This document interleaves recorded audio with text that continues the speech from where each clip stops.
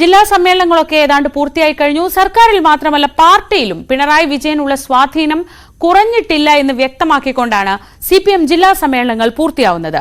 പല സമ്മേളനങ്ങളും നിയന്ത്രിച്ചത് പിണറായി വിജയൻ നേരിട്ട് തന്നെയായിരുന്നു. കാര്യമായ തർക്കങ്ങളോ പ്രശ്നങ്ങളോ ഇല്ലാതെ ജില്ലാ സമ്മേളനങ്ങൾ പൂർത്തിയാക്കാനായത് പാർട്ടി നേതൃത്വത്തിന് ആത്മവിശ്വാസം പകരുന്നു. അടുത്ത മാസം 6 മുതൽ 9 വരെ കൊല്ലത്താണ് സംസ്ഥാന സമ്മേളനം.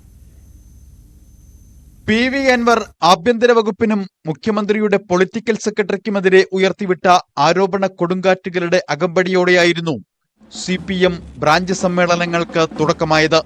അൻവറിന്റെ മാർഗം ശശിയായിരുന്നുവെങ്കിലും ലക്ഷ്യം പിണറായി വിജയനായിരുന്നു എന്ന് വ്യക്തം. പാർട്ടി നേതൃത്വത്തിലെ ഉന്നതരുടെ പിന്തുണയും അൻവറിനുണ്ടായിരുന്നു എന്നത് പരസ്യമായ രഹസ്യം. അപകടം തിരിച്ചറിഞ്ഞ പിണറായി വിജയൻ അൻവറിനെ പുകച്ചു പുറത്തു ചാടിച്ചു. അൻവറിന്റെ പാരമ്പര്യവും വഴിയും കോൺഗ്രസ് ആണെന്ന സന്ദേശം പാർട്ടി പ്രവർത്തകർക്ക് നൽകി.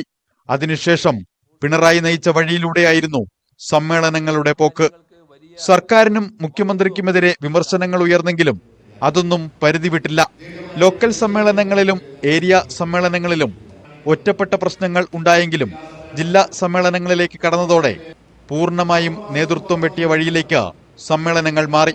പാർട്ടി സെക്രട്ടറിയെപ്പോലും അപ്രസക്തനാക്കിക്കൊണ്ട് സമ്മേളനങ്ങളുടെ കടിഞ്ഞാൺ പോളിറ്റ് ബ്യൂറോ അംഗം കൂടിയായ പിണറായി വിജയൻ ഏറ്റെടുത്തു.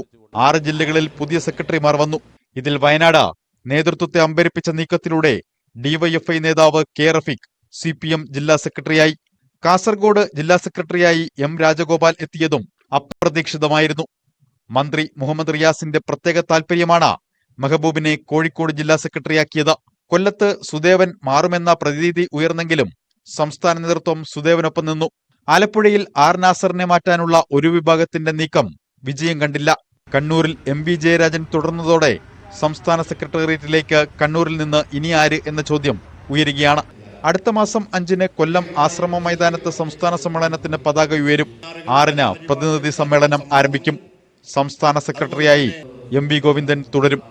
സമ്മേളനത്തിന് ശേഷം സംസ്ഥാന സെക്രട്ടേറിയറ്റിനെ തെരഞ്ഞെടുക്കുമ്പോൾ അതിൽ വിപുലമായ അഴിച്ചുപണികൾക്ക് സാധ്യതയുണ്ട്. BV Arun, news 18, Thiruvananthapuram.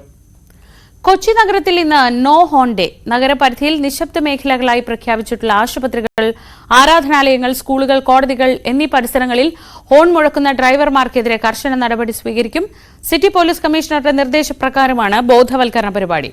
അമിത ഹോൺ സൃഷ്ടിക്കുന്ന ശബ്ദ മലിനീകരണത്തെയും ആരോഗ്യ പ്രശ്നങ്ങളെയും പറ്റി അവബോധം സൃഷ്ടിക്കാനാണ് ലക്ഷ്യം. നോ ഹോൺ ഡേയുടെ ഭാഗമായി ബസ് സ്റ്റാൻഡ്, ഓട്ടോ സ്റ്റാൻഡ് എന്നിവ കേന്ദ്രീകരിച്ച് ബോധവൽക്കരണവും ഇന്ന് നടക്കും. ഇടവേള.